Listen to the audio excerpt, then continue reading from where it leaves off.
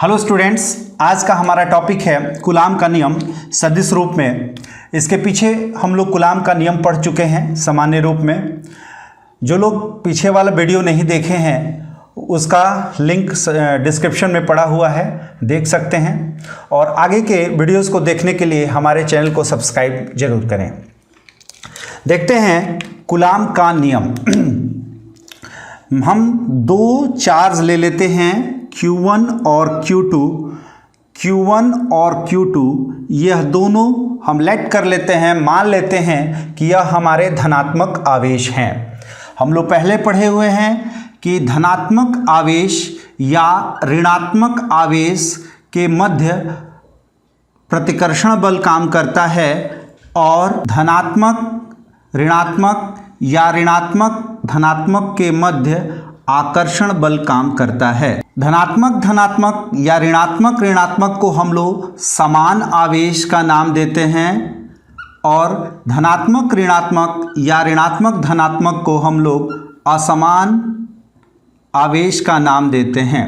अर्थात समान आवेश के बीच प्रतिकर्षण बल और असमान आवेशों के बीच आकर्षण बल काम करता है। यहाँ पर हम दोनों धनात्मक आवेश लिए हैं। इसका मतलब ये हुआ कि दोनों एक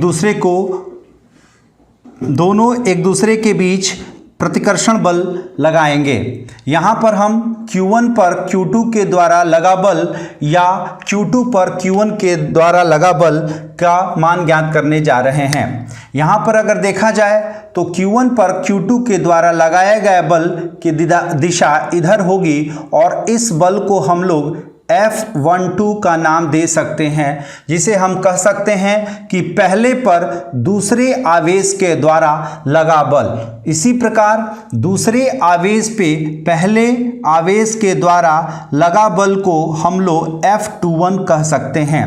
मतलब F12 का मतलब ये हुआ कि प्रथम आवेश पर द्वितीय आवेश के द्वारा लगा बल और F21 का मतलब ये हुआ कि द्वितीय आवेश पे प्रथम आवेश के द्वारा लगा बल।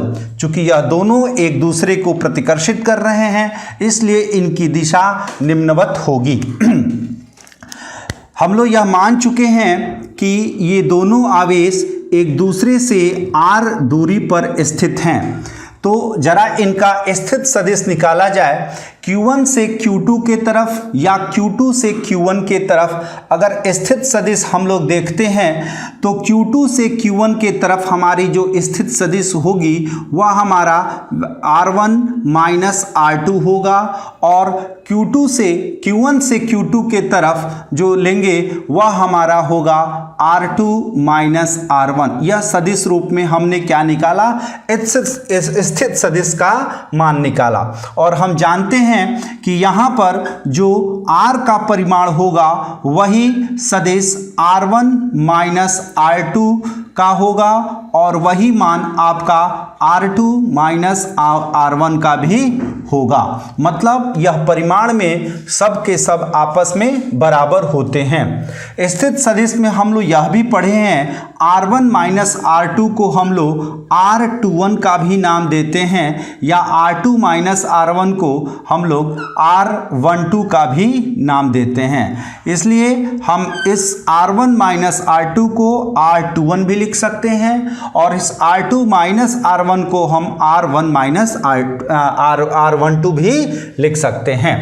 अब आते हैं यहाँ पे हम पहले आवेश पर दूसरे आवेश के द्वारा लगा बल ज्ञात करने जा रहे हैं। प्रथम आवेश पर द्वितीय आवेश के द्वारा लगा बल, इसको हम लोग लिख सकते हैं 1/4 पाई एप्सिलॉन नॉट और यहाँ पर हमने लिख दिया Q1 Q2 अपॉन, यहाँ पर हम R² लिख सकते हैं और यहाँ पर हम इकाई सदिश का प्रयोग कर सकते हैं। तो यहाँ पर हम कौन सा इकाई सदिश का प्रयोग करेंगे?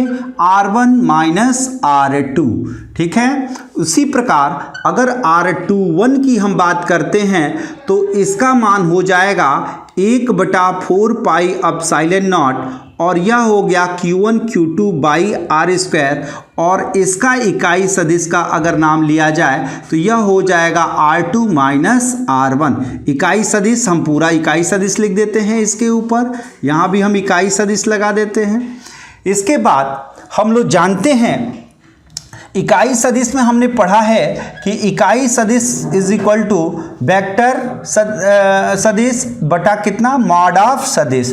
तो इस फार्मूले से अगर देखा जाए तो यहाँ पर हम इसको लिख सकते हैं किस रूप में? सदिश के रूप में क्या लिखेंगे? 1/4 pi epsilon not Q1 Q2 बटा R स्क्वायर। R को हम लिख सकते हैं R1 माइनस R2, वो भी किस में? मॉड के रूप में, क्योंकि अभी अभी हमने पढ़ा।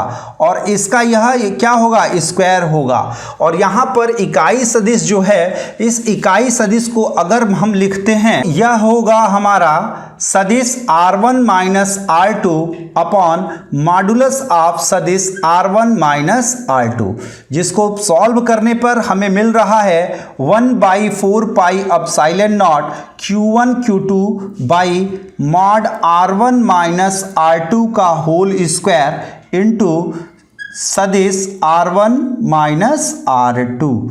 इसी प्रकार हम F21 को भी लिख सकते हैं। तो हमने लिख दिया F21 को 1/4 pi epsilon not Q1 Q2 upon R2 minus R1 का होल क्यूब, और यहाँ लिख दिया सदिश R2 माइनस R1।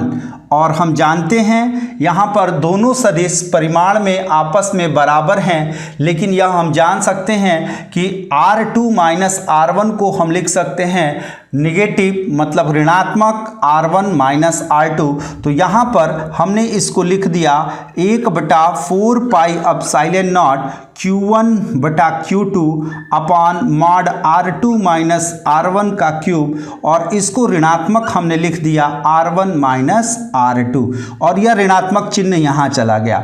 इस ऋणात्मक चिन्ह को यहीं रखेंगे, और यह पूरा का पूरा आपका क्या मिल रहा है? यह हमारा F12 मिल रहा है।